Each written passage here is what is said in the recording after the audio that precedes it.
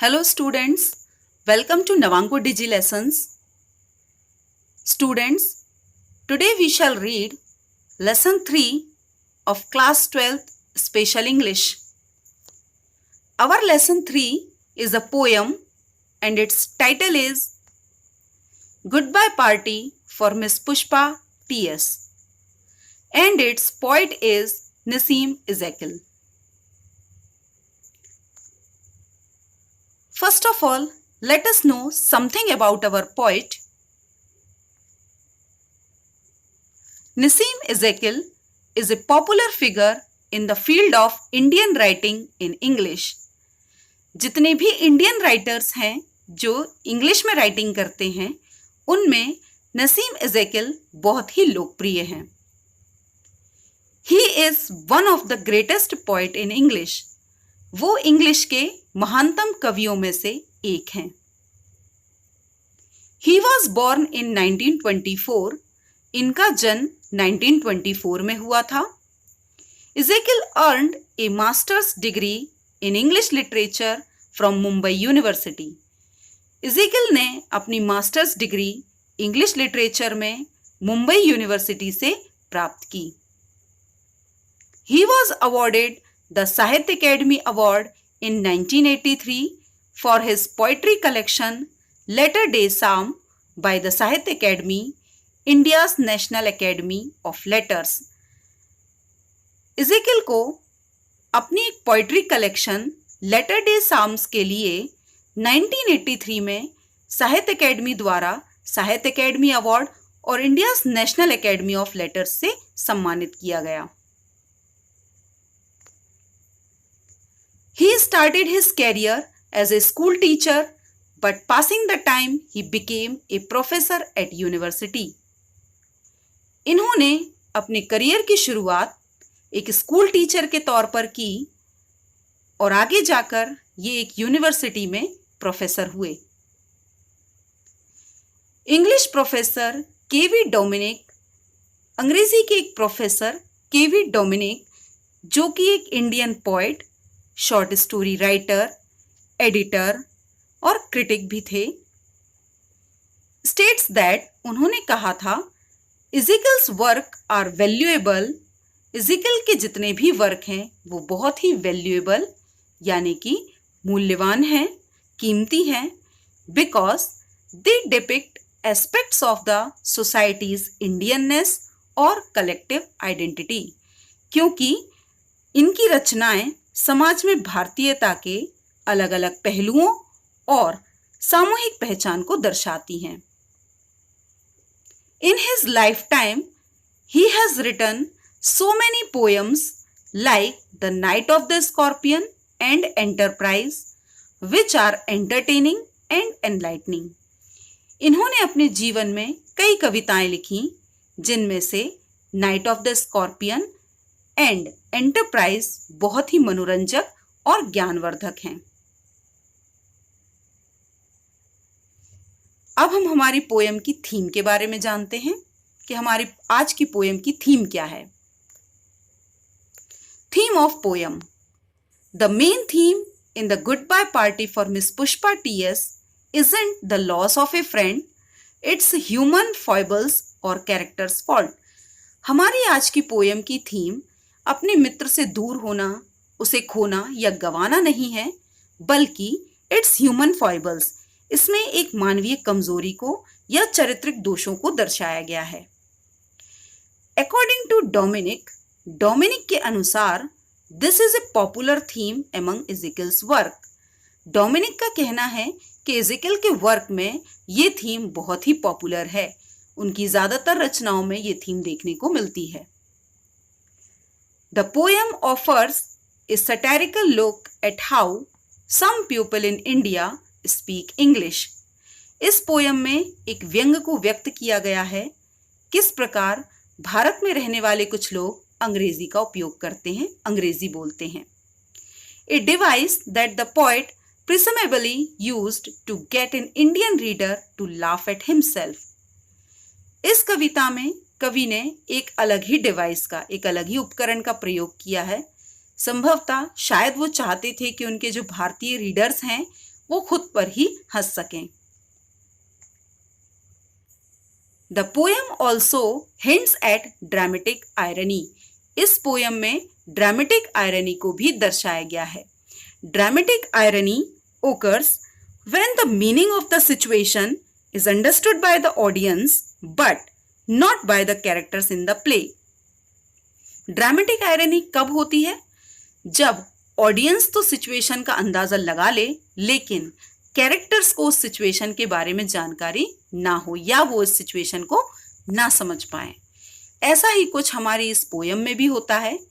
If the reader infers that the speaker's audience at the farewell party doesn't know that his English is grammatically incorrect. इन्फर्स करना मतलब होता है अंदाजा लगाना, अनुमान लगाना या निष्कर्ष निकालना। इस कविता में भी रीडर्स इस निष्कर्ष पर पहुंचते हैं कि स्पीकर की ऑडियंस जो उस फेयरवेल पार्टी में उपस्थित हैं उन्हें ये जानकारी नहीं है कि स्पीकर की इंग्लिश ग्रामेटिकली करेक्ट नहीं है।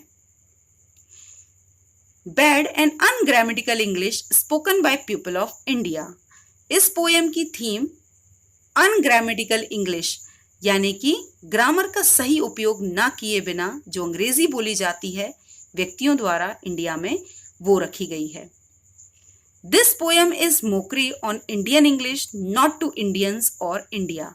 इस पोएम में इंडियंस या इंडिया का मजाक नहीं उड़ाया गया है बल्कि इंडिया में रहने वाले कुछ व्यक्ति किस तरह से अंग्रेजी बोलते हैं बिना सही ग्रामर और सिंटेक्स का यूज किए, उस पर व्यंग्य किया गया है। इस पोएम को डायलेक्ट मीन्स बोली, आम बोलचाल की भाषा में लिखा गया है जिसकी वजह से ये समझने में बहुत ही आसान है। इस पोएम में आपको स्टैंडर्ड इंग्लिश देखने को नहीं मिलेगी। ग्रामर के रूल्स और सिंटेक्स को भी फॉलो नहीं किया गया है। इंडिया में जो सेमी एजुकेटेड लोग होते हैं या जो कम पढ़े लिखे लोग होते हैं वो इंग्लिश को थोड़ा बहुत समझ लेते हैं, बोल लेते हैं, पर बोलते समय कई ग्रामेटिकल मिस्टेक्स करते हैं। इस पोएम के थ्रू नसीम इज़ेकल ने उन पर व्यंग्य किया है, कैसे कुछ सेमी एजुकेटेड लोग इंग्लिश बोलने में ग्रामेटिकली मिस्टेक्स करते हैं, इस पर व्यंग्य किया है। हमारी आज की पोएम में एक कैरेक्टर हैं मिस पुष्पा जो विदेश जा रही हैं और उनके लिए स्पीकर जो हैं एक फेयरवेल पार्टी ऑर्गेनाइज करते हैं और स्पीकर्स उन्हें हैप्पी जर्नी विश करते हैं और उनकी तारीफें कर रहे हैं। यही हमारी आज की इस पोएम में दर्शाया गया है। तो चलिए अब हम अपनी पोएम की तरफ बढ़ते हैं। Friends, our dear sister is departing for foreign in 2-3 days। Speaker कहते हैं कि मित्रों, हमारी प्रिय बहन जो फॉरेन के लिए 2-3 दिन में जाने वाली हैं। डिपार्ट करना मतलब होता है जाना, फॉरेन मतलब विदेश। कवि कहते हैं कि हमारी प्रिय बहन जो 2-3 दिनों में विदेश जाने वाली हैं। And we are meeting today to wish her bon voyage. और हम सब यहाँ आज मिले हैं, यहाँ एकत्रित हुए हैं उन्हें बॉन वॉयज। बॉन वॉयज एक फ्रेंच वर्ड है जिसका मतलब होता है हैप्पी जर्नी। तो कवि कह रहे हैं कि हम सब आज यहाँ एकत्रित हुए हैं हमारी प्रिय बहन को हैप्पी जर्नी विश करने के लिए। You all are knowing friends what sweetness is in miss Pushpa. कवि कहते हैं कि मित्रों, आप सभी जानते हैं कि मिस पुष्पा कितने अच्छे स्वभाव की महिला हैं, उनके अंदर कितनी मधुरता है। I doesn't mean only external sweetness but internal sweetness.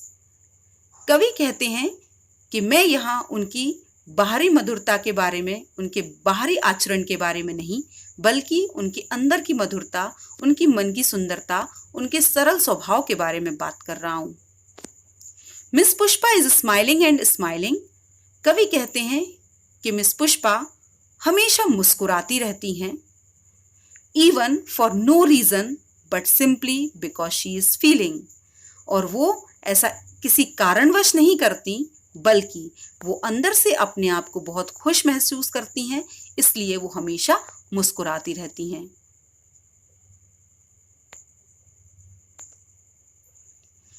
Miss Pushpa is coming from very high family.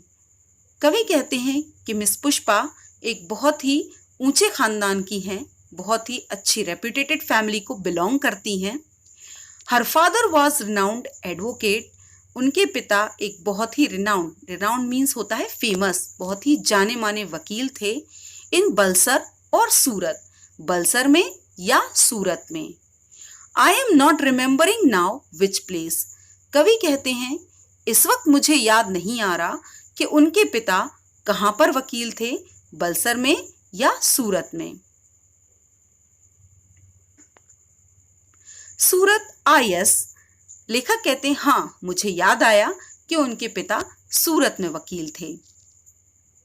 Once only I stayed in Surat. कवि कहते हैं एक बार मैं सूरत में ठहरा था। With family members of my uncle's very old friend. मेरे अंकल के एक बहुत ही पुराने मित्र के फैमिली मेंबर्स के साथ मैं सूरत में ठहरा था। His wife was cooking nicely. कवि कहते हैं कि मेरे अंकल के ओल्ड फ्रेंड की जो वाइफ थी वो बहुत अच्छा भोजन पकाती थी। दैट वॉज लॉन्ग टाइम एगो। इस बात को काफी समय बीत चुका है, ये बात काफी पुरानी हो चुकी है। Coming back to miss Pushpa. कवि कहते हैं हम वापस मिस पुष्पा पर आते हैं।